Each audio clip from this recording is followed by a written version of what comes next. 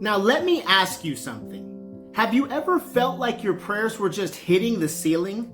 Like you're speaking, but God's not answering?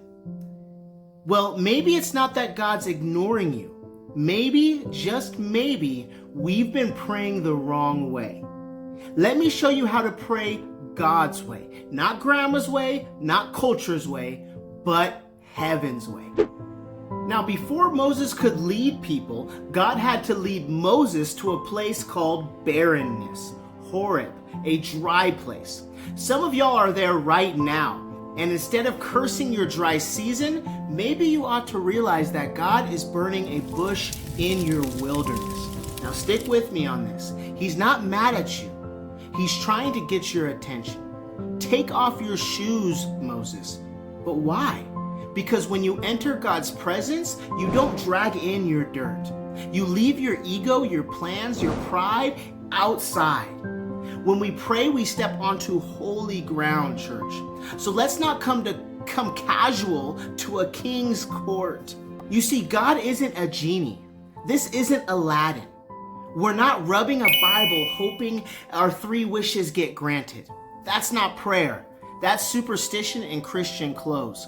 Hang with me. The Bible says in Ecclesiastes 5 verse 1, to be more ready to hear than to speak foolishly in God's house. You see, prayer isn't just talking, it's listening, it's reverence, it's surrender, it's spiritual alignment. You see, Jesus didn't just say what to pray, he taught us how to pray. He gave us a framework, not a formula. So let's go back to that and break it down step by step. First, our Father who art in heaven. Recognize his position. He is your father, but he's also your king. You don't pray with panic, you pray with trust. Second, hallowed be thy name. Start with worship. Don't come in with your grocery list. Come in giving him the glory. Next, thy kingdom come, thy will be done. Now, this ain't about your plans or mine. It's about his kingdom. Pray, Lord, rule in my life, not my will, but yours. Now we get to the part we're all familiar with. Give us this day our daily bread. Now, he didn't say weekly or monthly. Did you catch that? He said just today's bread. Why? Because God wants a daily relationship with us, church, not a weekly visit. And don't miss this. Jesus is the bread of life. Maybe the thing we need most is him. Forgive us as we forgive others. Oh boy, there's the kicker. You can't get forgiveness from God if you're holding grudges against his children. If you're still praying, get them, God, you're doing it wrong. Next, lead us not into temptation. Jesus is saying, Lord, guide my steps. Be the light unto my feet. Keep me away from traps I can't see. But here's the truth. Sometimes we walk ourselves into that club, that DM, that compromise. So this part of the prayer is you saying, God, block me if I try to backslide. Next, deliver us from evil, not just bad things, but bad teaching. Jesus warned us about false prophets, wolves in sheep's clothing. For thine is the kingdom and the power and the glory forever.